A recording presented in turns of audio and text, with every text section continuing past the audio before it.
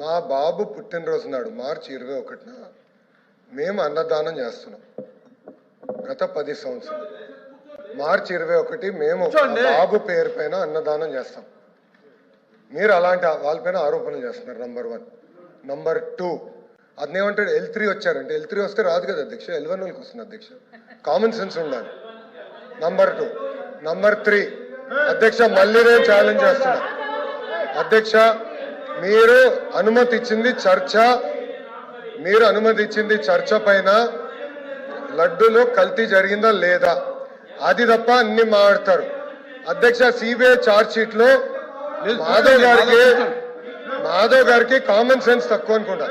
CBI report లో చాలా స్పష్టంగా కల్తీ జరిగింది అని వచ్చింది. వైవి సుబ్బారెడ్డి గారు కల్తీ జరిగిందని వచ్చింది చెప్పమనండి.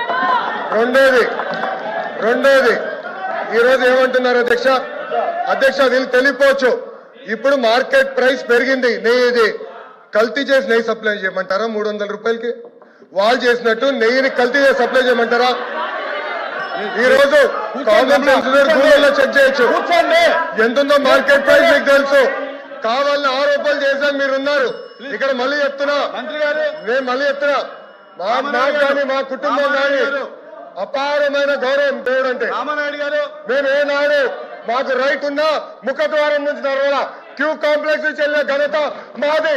మీ నాయకుడు కనీసం సంతకం పెట్టలా. మీరే మారుతారు